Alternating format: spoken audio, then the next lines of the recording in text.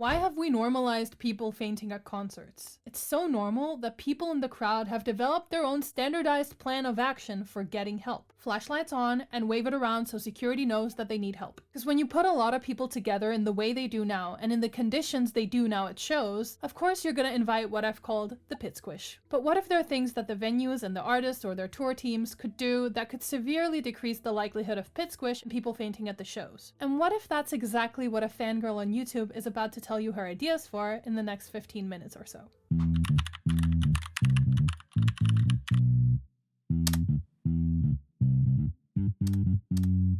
Hi, I'm Bella, a longtime fangirl and concert pit survivor. And if you like music, branding, pop culture, fangirliness, then you found the right corner of the internet, so make sure that you're subscribed so you don't miss out on future videos. And if you have any concert pit experiences that you'd like to share, my comments are always open and I'll try to respond to every single one. And if you have any topics that you'd like me to cover in future videos, also let me know down in the comments. And also, this is kind of like an unofficial part 2 to the top 10 concert pet peeve video, so I'll link it somewhere and you can go check it out later. And without further ado, let's get into it. Now, I love the idea of me being in the pit, but I do not enjoy actually being in the pit. Because why am I spending the entire show focusing on not fainting or not feeling sick instead of actually enjoying the music? So I made this kind of pact with myself. If it's an arena show, find me in the seats. Because even the seats furthest back are not that far away, because arenas are quite small. But for stadiums, I will sacrifice myself for the pit. And there are many different things that contribute to the pit experience, if you could call it that. For example, the lack of water, the less than ideal or often non-existent air conditioning, and also sometimes the less than considerate security. But at the core of the problem is fans pushing forwards. And if you're like, just tell fans not to push, then you've clearly never been in a pit. Because security will sometimes tell people to back up, but then 5 minutes later, people have kind of squished themselves forwards again. But blaming fans for pushing forwards is not really fair, and here's why.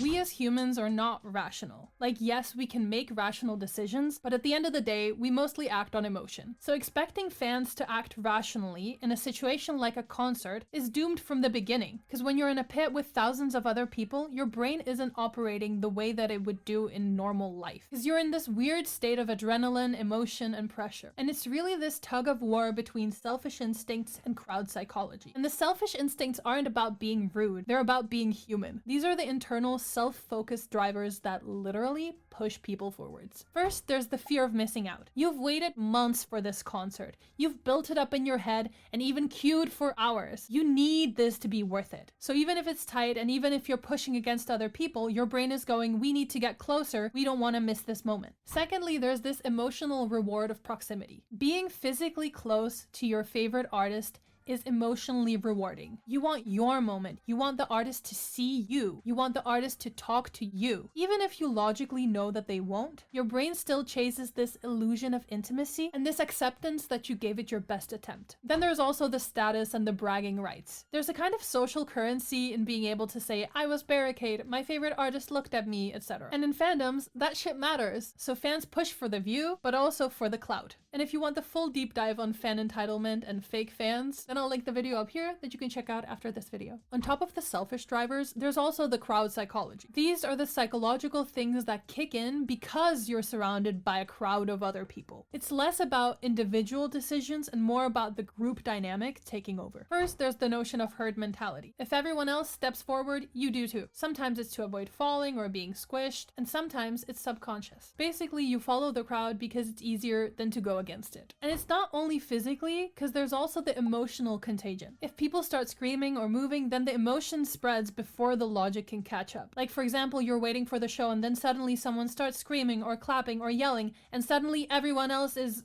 screaming, clapping, and yelling, when in reality there was nothing going on and nothing to scream or clap at. And then third, there's the emergent norms. At concerts, like in most social situations, people look around to find out what's normal. For example, if people in the back start pushing, then I guess you push too, because I guess this is just kind of how this pit works. And so everyone just kind of falls in line, even if they wouldn't have acted that way on their own. So if we can't count on fans to fix the pit squish because they're not rational and there's a lot going on psychologically, then let's talk about the things that can actually be changed. How the pit is designed and managed. Because at the end of the day, crowd behavior is shaped by the space that people are put in. If the layout encourages fans to push, they push. But if it's designed smarter, that pressure can be spread out or even avoided.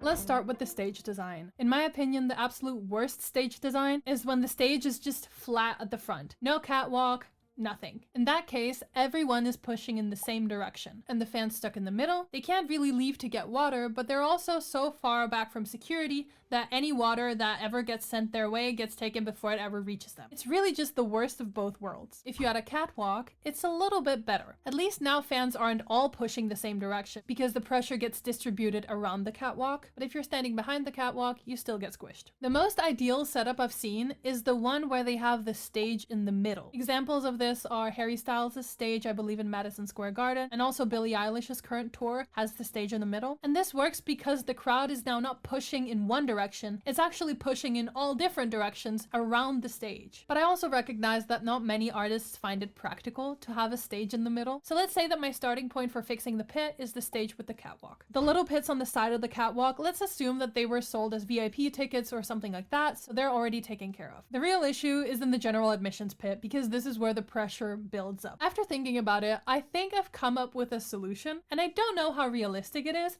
but I think at least it should be tried out for some shows. For simplicity, let's say that the pit holds 4,000 people. And let's assume that these 4,000 people, this is the max amount of people that they're allowed to have in this pit of this size, according to like fire regulations and all of that. And let's also assume that this is like all the tickets that they were able to sell and they could not squeeze any more people. This is the max amount of people that could be in the pit. Instead of having one singular big pit of 4,000 people, what if we split the pit into 4 sections of 1,000 people? As fans from the queue come in, they get handed either like a wristband or get stamped on their wrist or something to identify which pit that they belong to. The first 1,000 people go to zone 1, which is closest to the stage. The second batch of 1,000 people go to zone 2, and so on, so on. This solution also respects the queue systems, which fans are recognized for having, you know, for better or for worse, and also fixes 3 of the problems that the pit usually has. First of all, it stops the crowd from acting like one big blob, because with smaller sections, the pressure doesn't get to build up that far. Secondly, if fans are guaranteed to be in a certain section, then they're way more likely to go and get water when they need water because they know that they can actually come back to roughly the same proximity to the stage. Third, venue staff can actually move around. They can walk along the barriers between sections to pass out water, to check in on people, and also if someone needs help, it's easier to get to them. And also, in a poll I did on Instagram, someone said that they hated when they couldn't see anything in the pit because they were so short. So let's say, I don't know, you made the pits, but you made them on platforms, so each pit behind the other is like 10 to 20 centimeters higher than the one in front of it. That meant that even the people in the back pit would still have a good chance of seeing the stage. I know that that takes a little more effort to build like the platforms and stuff, but I honestly think it would be really cool if people did that. But also, the more people feel like they can see, the less likely they are to want to push forwards. I feel a little bit dumb sitting here with this like, oh, just split up the crowd, because it seems so simple. It just requires a bit more planning. But in my opinion, that planning goes a long way. Not just for safety, but for the actual fan experience. Because people are paying a lot of money to be in the pit. They should be able to enjoy the show, not just survive it. At the end of the day, this is just one solution. And I am not a venue concert expert. And there may be many reasons for why people don't subdivide the pit. But at the same time, you can't expect fans to enjoy a pit with no water, no cooling, and by assuming that fans in the pit will act rationally when they're put in a high adrenaline environment. So if you made it this far, thank you so much for watching. Let me know your thoughts below, and if you have any other solutions that you think could improve the pit. And with that, have a nice day, have a nice week, and I'll see you again in my next video. Bye!